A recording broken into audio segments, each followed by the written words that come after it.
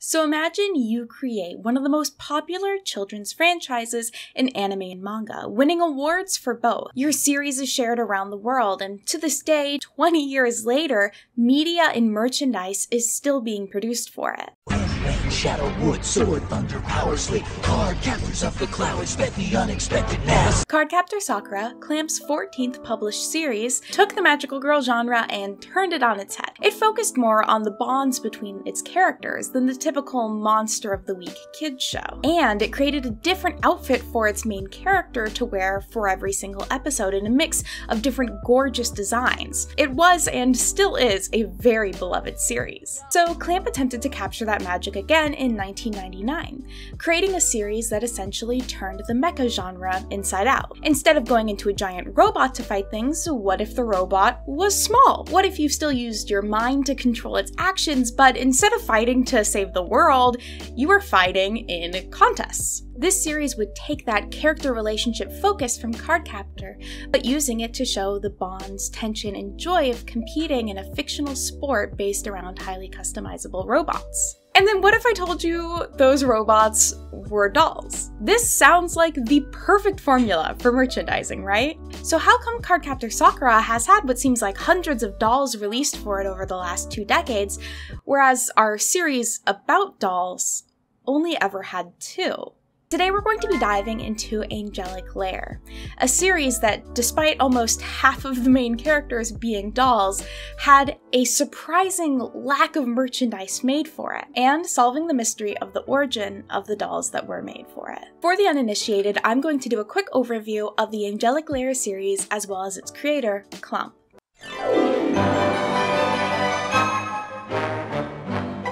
Clamp is an all-female manga artist group, currently consisting of 4 members. Considered to be one of the most commercially and critically acclaimed manga artists in Japan, the group created works such as Magical Knight Rare, Cardcaptor Sakura, Chobits, XXX Holic, and Tsubasa Reservoir Chronicles, to just name a few. They essentially ruled the 90s to early 2010s of anime and manga. I don't think I knew a single anime fan growing up that wasn't into at least one of their series. They were huge. One notable feature about their series is they all kind of exist in sort of a Clamp cinematic universe, with many series referring to the others or even using characters from other series. And from here, we can get into Angelic Lair. The manga consisted of 5 volumes, and a 26-episode anime series came out the same year the manga completed. Angelic Lair is a series that follows our main character, Misaki, as she moves to Tokyo to try to reconnect with her estranged mother. While she's there, she discovers and falls in love with a competitive game called Angelic Lair. This game involves players designing, building, and creating a doll called an angel, and then using said angel to compete in battles with other players, using headsets that allow the players to control the motions of the doll with their thoughts, aka my literal dream life. I cannot express the joy that the first episode of the show still gives me. Just seeing Misaki design her doll and put it together, something about that I just want to experience so badly. It's essentially about a toy line. The main character goes to a toy store to buy her angel. But despite Japan being a very merchandise-friendly country, especially when it comes to kids' lines, I mean, just look at Precure, very little actually came of it. So why is this? Possibly one of the key reasons why Angelic Lair didn't reach the same level of acclaim and love as Cardcaptor Sakura was that it was published as a shonen.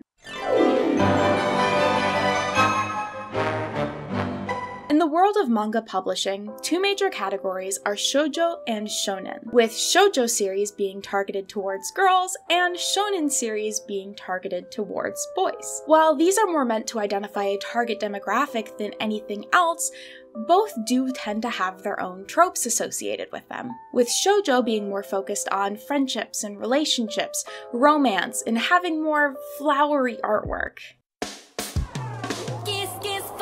and shonen, on the other hand, tending to be more action-focused. These demographics or categories tend to matter a lot when it comes to manga publishing. In Japan, many manga are serialized or released in magazines at a weekly, bi-weekly, or monthly basis, depending on the magazine. These magazines would tend to have one chapter of 5 to 10 different series in each issue, and all of those series would fit into the core demographic for that magazine. For example, Cardcaptor Sakura was published in the best-selling weekly shoujo magazine of all time, Nakayoshi, which also published such iconic series as Sailor Moon and Tokyo Mew Mew. This series had a ton of eyes on it. Angelic Layer, on the other hand, was published in monthly Shonen Ace, which was a more mid-sized shonen publication. So basically, it was published less frequently, only once a month compared to once a week, and to a completely different target audience. This is a complete side note, so bear with me. Something kind of wild to think about how Angelic Layer was published is that it's possible that it was published in the same issues, or at least around the same time, as the Neon Genesis Evangelion manga adaptation. Both were published in monthly Shonen Ace. This was a series that was quite literally revolutionizing the mecha genre by looking at the emotions and relationships of the characters, and the relationship between the main character and an estranged parent. These series were essentially trying to do the same things, but in very opposite ways. So the idea of them being published at the same time is just very weird. The main theory that I can come up with at this point for as to what Clamp was doing is they simply wanted to try something different. They hadn't published a shonen manga before, and they wouldn't afterwards. I think that they were just trying to reach out to a different audience and try something different. And while I'm sure that it did have a solid fan base that did come from monthly Shonen Ace, I feel like it being published that way was perhaps a disservice in terms of its reach to its audience. I don't know if it would have done better in Nakayoshi, but I do have a feeling that a series that focused around a female main character and dolls might have been better received by a demographic of girls. And I do want to interject here and say that I do see the flaws that come with having media that is so sort of gender divided. I'm not trying to say any one group has to enjoy something or can't enjoy something. I'm just trying to figure out the strategies. Angelic Layer is a hard one for this. While it is an action series and there is a lot of fighting, it is also character focused and kind of more focused around the bonds between the characters and our main character wanting to connect with her mom. And it does have a mostly female cast. I think there are like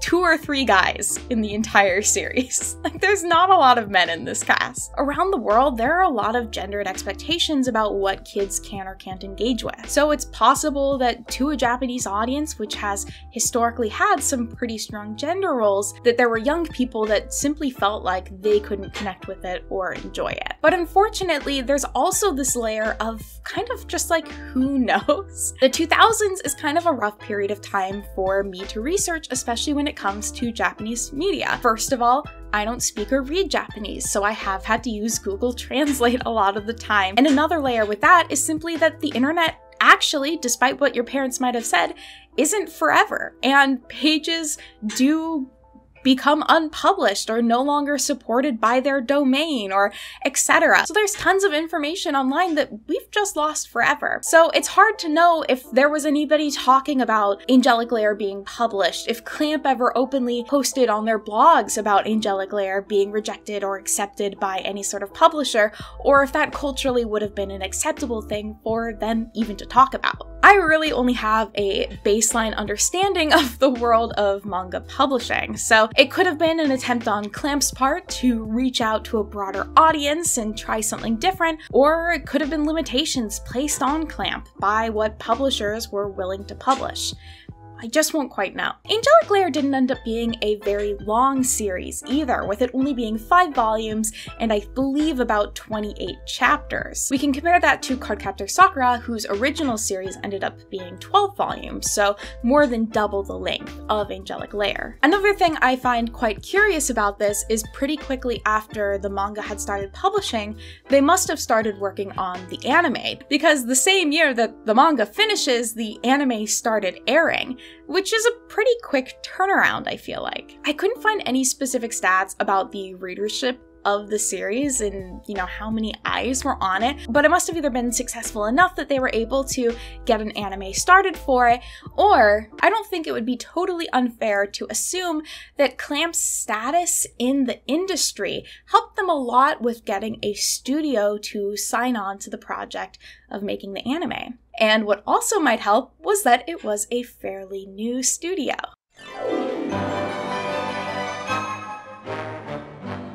This series was created into an anime by the studio Bones. It was actually only their second TV animated series, which again, possibly helped with getting them to sign on. However, they would later go on to create a couple well-known series, Full Metal Alchemist, Ouran High School Host Club, Soul Eater, Space Dandy, My Hero Academia, Mob Psycho 100, just to name a few of the shows that they worked on. Angelic Layer would air weekly on TV Tokyo. While digging around for more information about its airing, one website I found noted that the anime series ended in half a year, and the original work ended soon after that. The most influential reason is that it was made too serious, which I know is partially kind of funky translation, especially with the timelines there, but I do honestly kind of agree with the idea that the show was taking itself possibly a bit too seriously. I think the series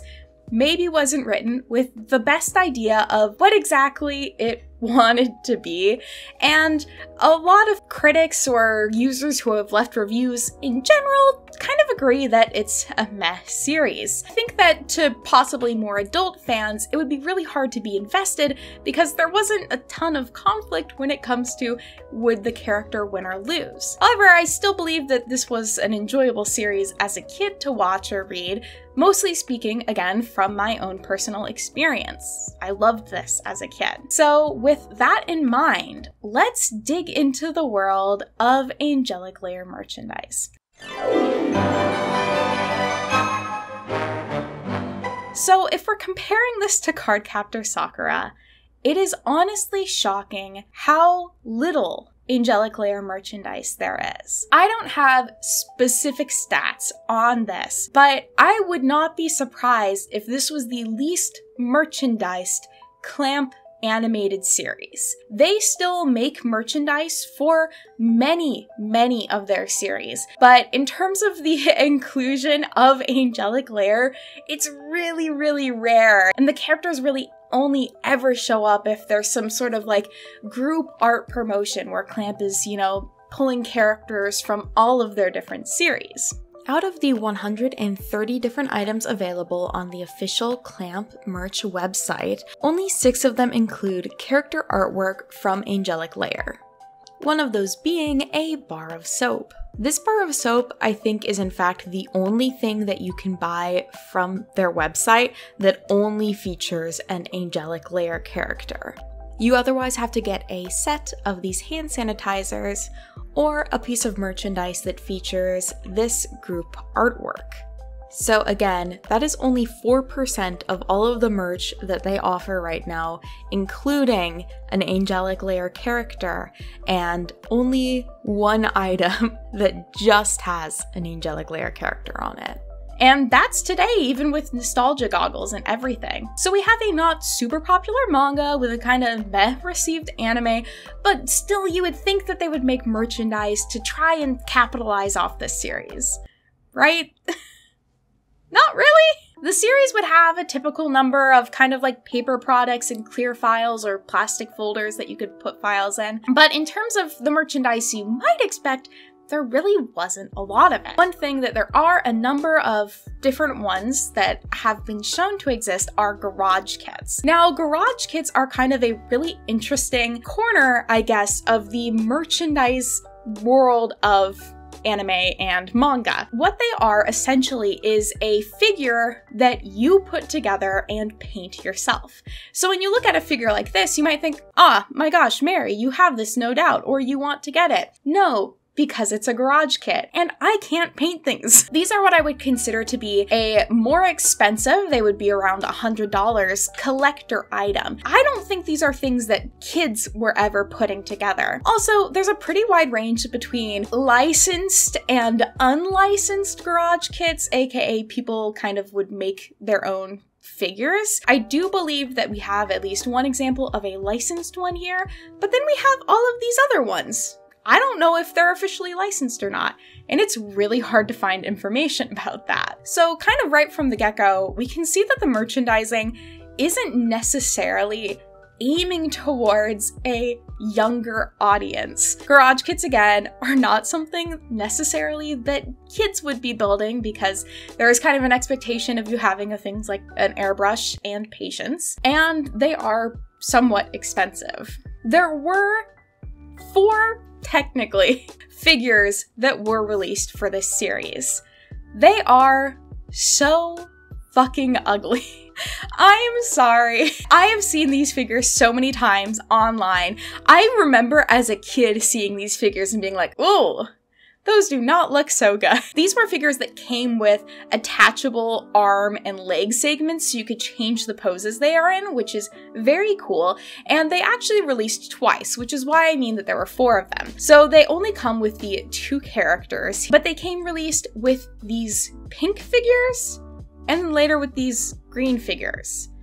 I don't know why, but these were the only official figures that I can find that were released around the time of the anime coming out. They were also sculpted by the company Red, which is now out of business. So like, yeah, they're ugly. You did a bad job. And then finally, we get to the Takara dolls.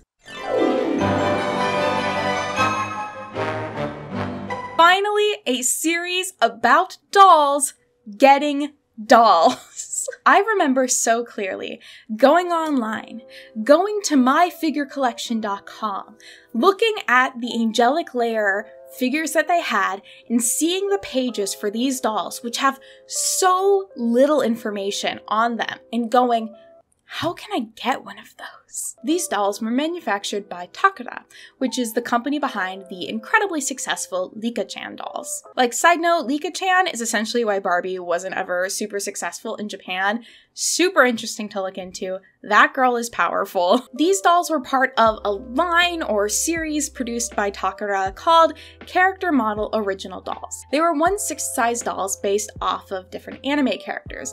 I believe the company only manufactured 6 or 7 different ones, with the final 2 they ever made being Hikaru and Shirahime from Angelic Layer. The character model branding was actually created through the distributor, I believe, which is Kadokawa. Some different companies were involved in the manufacturing all of these, but they were all distributed under the character model brand, which in this case essentially just signifies that these are 1/6 size, highly detailed anime character dolls. From the photos, I could always tell that they seemed to be pretty high quality dolls. In general, Takara has done a really good job making dolls from animated series such as Tokyo Mew Mew and Mermaid Melody. Mermaid Melody? Pitchy pitchy pitch.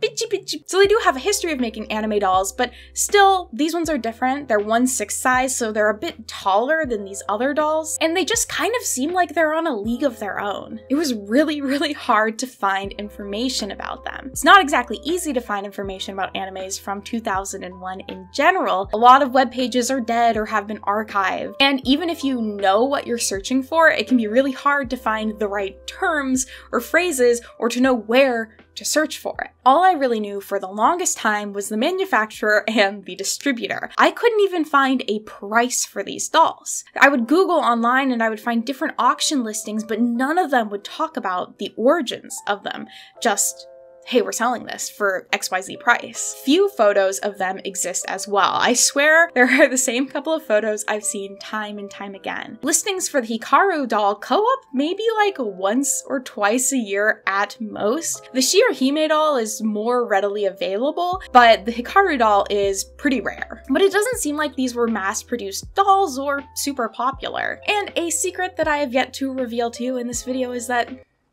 I own them. Some of you probably already know this. These are my prized possessions currently. I was able to find both of these on Bai. I was able to get the Shirohime one first, and then I was able to get the Hikaru one, but I'm the proud owner of both of them. And they are gorgeous dolls.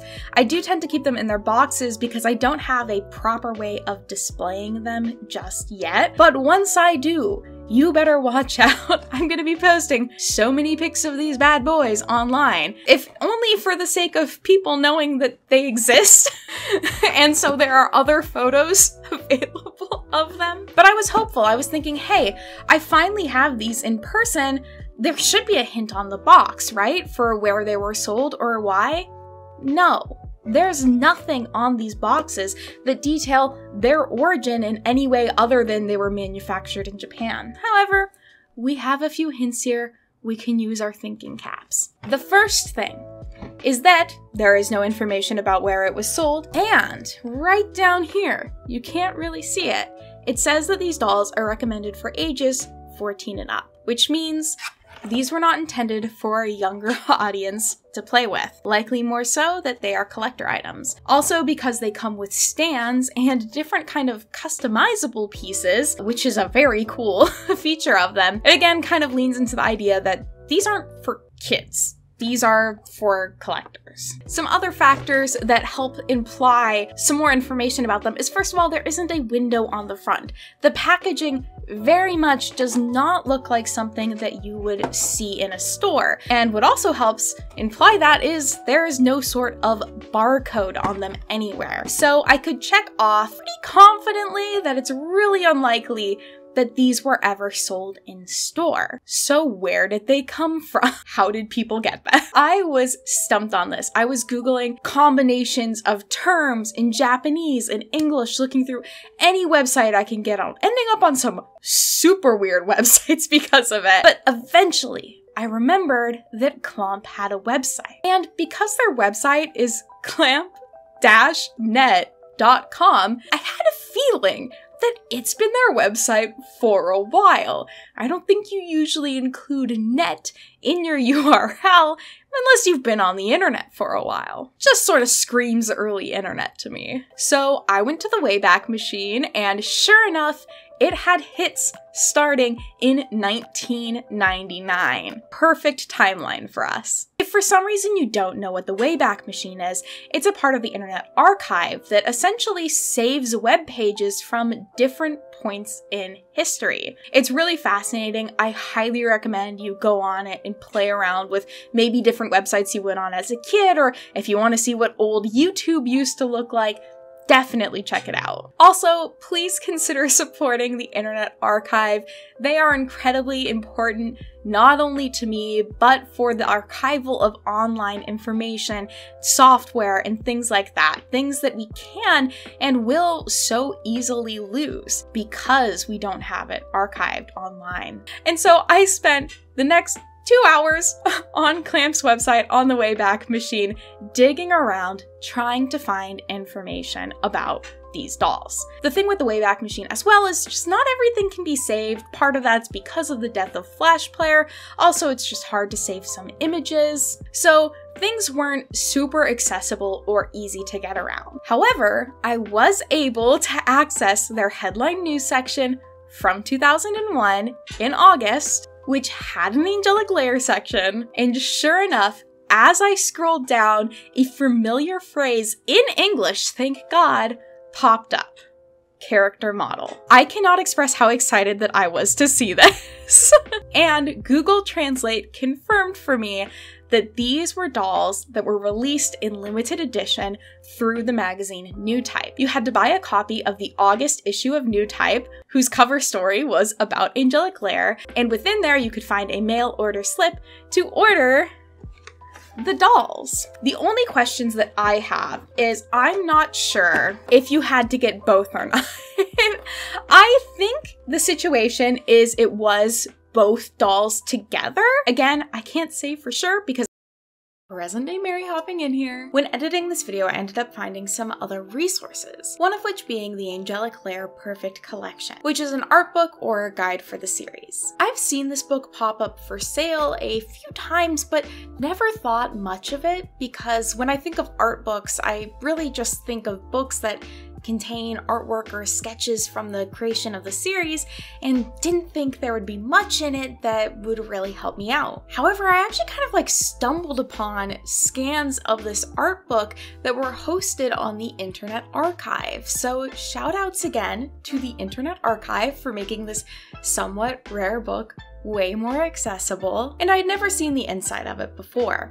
It contained lots of artwork from the series, character sketches, scenes from the manga, bits from the anime, character profiles, but it also had more. It had interviews with Clamp, the voice actors, some behind-the-scene details about the theme song, and it had a merchandise section. Now, this section only highlights a few products, but first of all, confirms that one of the garage kits I wasn't sure about was officially licensed, which is very cool. This one's also just really cute in general. And then right underneath that, it has the dolls, which includes their origins and how much they cost. Literally everything that I was struggling to find information on was just tucked away in a book that I never thought to look in. So these dolls were actually sold individually for 12,000 yen each, which equals about $88 today. I think that's actually a bit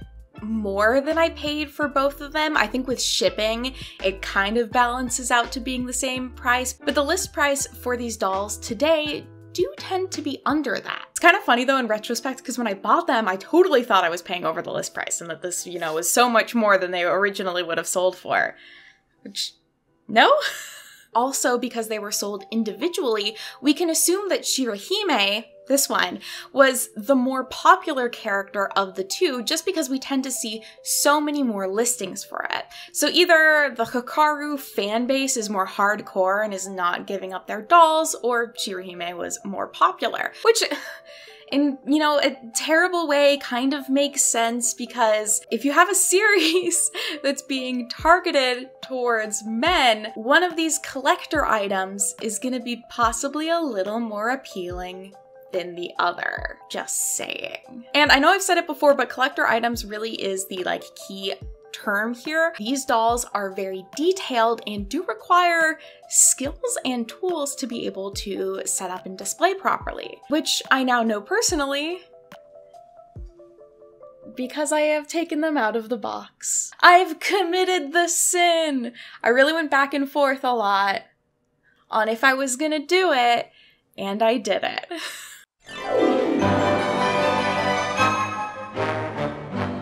Now, this is not their permanent home. I actually have a glass case on the way to store them in, mostly because I don't fully trust my cat to not knock them over. So they will be moving, but I really wanted to show you all them in depth for this video because again, we don't have a lot of super close-up footage of these dolls. Taking them out of their boxes was such a cool experience. It was amazing to kind of release these dolls that have been packaged for decades and get to appreciate all of their details. And it was also really scary just because they're so old and I wasn't sure how delicate they were going to be. You can never be too sure how well different materials are gonna age or what exact materials they're even made of. So I definitely was working with very careful, if possibly shaky hands. In some ways, they definitely are showing their age. Shirohime is missing a gem on part of her dress, and one of Hikaru's shoulder cuffs was actually breaking off. Also, all of Hikaru's details that were originally gold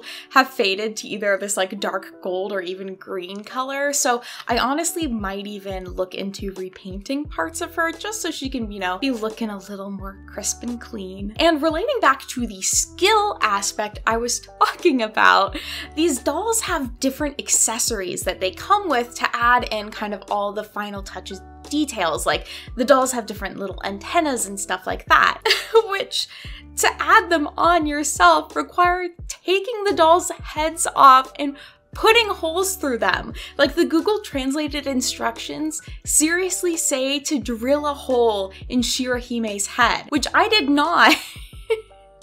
I do not have the confidence to do that without possibly wrecking that doll. That's something to kind of keep in mind with these. Like the expectation was that you kind of had like the tools that you could use to put on all of these final details. I've decided to hold off adding all of the finishing touches to Hikaru and Shirahime until I've done a little bit more research and just like have a bit better tools. I want to figure out what glue I should use for gluing on kind of like the final touches, because the adhesive on all of the tape in the box was just gone. So I figured anything that was a sticker originally might not work super well anymore. So I just want to do some research before I kind of fully dive into finishing them up, because I want to be, you know, treating them as best as I can. These dolls do mean a lot to me, and I want to be able to display them at their full potential and not damage them.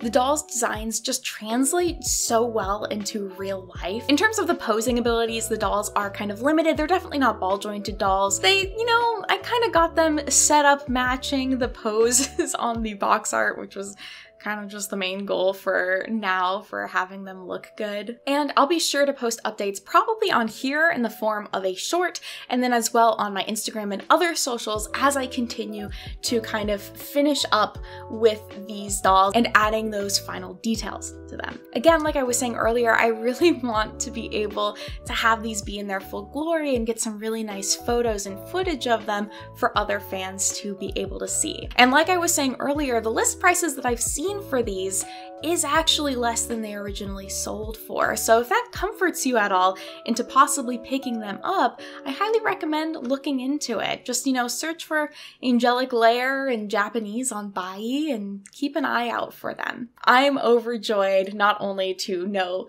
where these dolls came from, what their origin was, but also to own them myself.